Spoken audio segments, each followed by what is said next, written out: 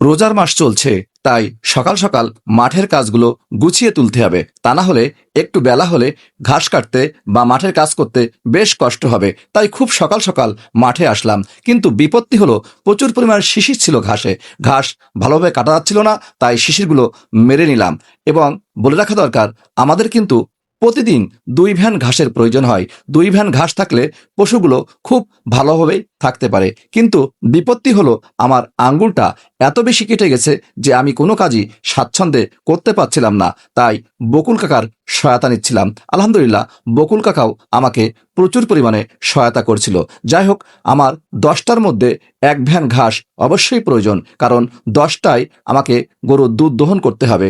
যদি যথাসময়ে গরুর দুধগুলো দহন না করতে পারি, তাহলে বাছুরগুলো প্রচণ্ড চিৎকার চেঁচামেচি করবে। আমি তড়িঘড়ি করছি, এমন সময় প্রচুর পরিমাণে ফোন আসছিল, কারণ আজ একটি ইফতারের বিশেষ অতিথির দাওয়াত পেয়েছিলাম। যা হোক, ভ্যানটা যখন ভোরে আমি বানতে যাব, তখন দেখি দড়ি আনা হয়নি। তাই তাৎক্ষণিকভাবে উপস্থিত বুদ্ধি দিয়ে আমি বিচুলি বা খড়ের মাধ্যমে ভ্যানটিকে আটকালাম এবং বাড়ির উদ্দেশ্যে রওনা হলাম। কারণ সকাল সকাল বাড়ি না গেলে আমাকে দুধ দহন করতে হবে। আলহামদুলিল্লাহ, আমি বাড়ি পৌঁছানোর পর আমার আরও 1 ভ্যানের ঘাসের প্রয়োজন ছিল, তাই আমি ভ্যানটি মাঠে পাঠিয়ে দিলাম। এবং আলহামদুলিল্লাহ, বকুল কাকা নিজে নিজে যথেষ্ট পরিমাণে আমার ভ্যানটি ভরার জন্য আমাকে সহায়তা করলো, এবং সে সুন্দরভাবে ভ্যানের ঘাসগুলো প্রতিস্থাপন করলো এবং ভ্যানটি ভরে ফেললো। কিন্তু হ্যাঁ, এবারে কিন্তু আমি ভুল করিনি, কারণ আমি ভ্যানের সাথে রশি পাঠিয়ে দিয়েছি। তাই বকুল কাকা সুন্দরভাবে সেই রশি দিয়ে ভ্যানটিকে সুন্দরভাবে আটকালো এবং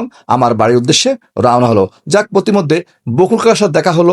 আমি আমার আঙ্গুলের ক্ষতচিহ্নটা বকুল কাকাকে দেখালাম এবং বাকি পথটা আমি বাড়িতে নিয়ে গেলাম। ভ্যানটি বাড়িতে নিয়ে যাওয়ার সাথে সাথে আমার কিছু ছাগল ভ্যানটিকে ঘিরে ধরলো, কারণ তাদের খেতে হবে, তাই তারা খাওয়া শুরু করলো। এর মধ্যে আমি গরুগুলোর গোসল করানো থেকে শুরু করে আরও যে আনুষঙ্গিক কাজগুলো ছিল, সেগুলো শেষ করার চেষ্টা করছিলাম। কারণ আমাকে একটি সময় পরে অবশ্যই বাড়ির বাইরে যেতে হবে।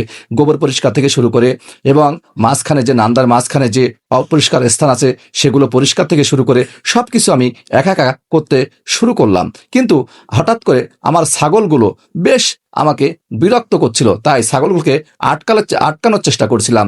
এবং ছাগলগুলো আটকানোর পরে আমার হাতটা যে দারুণভাবে ক্ষত, এই জন্য হাতে যেন বেশি পরিমাণ আঘাত না লাগে, এই জন্য আমি গামছা দিয়ে সুন্দর করে হাতটাকে বেঁধে নিলাম এবং মেশিন স্টার্ট দিয়ে আমি ঘাসগুলো কেটে ফেলতে চেষ্টা করলাম।